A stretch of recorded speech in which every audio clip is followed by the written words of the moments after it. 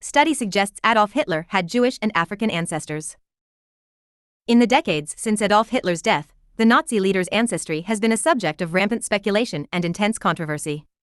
Some have suggested that his father, Alois, born to an unwed woman named Maria Schickel-Gruber, was the illegitimate child of Leopold Frankenberger, a young Jewish man whose family employed her as a maid. She subsequently married Johann Georg Hiedler, later spelled Hitler, whose surname her son adopted. Others have claimed that Alois' biological father was also the grandfather of Hitler's mother, Clara Pösl, making Adolf the product of an incestuous marriage. To unravel the mystery of the Führer's roots, the Belgian journalist Jean-Paul Mulders teamed up with Mark Vermeuren, a historian who has written extensively about Hitler and his ancestors.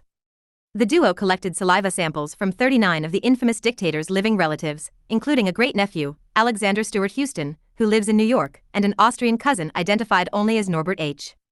Tests were then conducted to reveal the sample's principal haplogroups, which are sets of chromosomes that geneticists use to define specific populations. Writing in the Flemish language magazine Knack, Mulders reported that the relative's most dominant haplogroup, known as E1b1b, is rare in Western Europeans but common among North Africans, and particularly the Berber tribes of Morocco, Algeria, Libya, and Tunisia. It is also one of the major founding lineages of the Jewish population, present in 18 to 20% of Ashkenazi Jews and 8.6 to 30% of Sephardic Jews. In other words, Hitler's family tree may have included Jewish and African ancestors. The tragic irony of the discovery, of course, is that Hitler's Nazi regime systematically wiped out an estimated two-thirds of Europe's Jewish population between 1933 and 1945. People of African descent were also considered enemies of the Aryans, whose supposed racial purity and superiority were central to the Mein Kampf author's lethal rhetoric. As Mulders put it in the Knack article, one can from this postulate that Hitler was related to people whom he despised.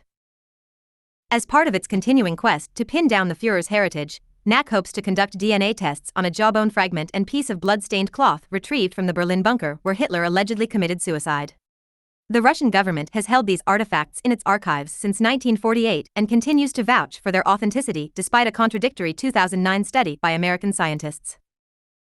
Since the publication of the Knack article on August 18, 2010, academics have been quick to point out that this does not necessarily mean the man who inspired the Holocaust was either Jewish, African, or a combination of the two.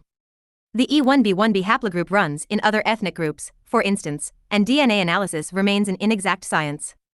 But one thing about this study's results is certain, as Ronnie Decourt, a geneticist interviewed by Knack, remarked, Hitler would not have been pleased.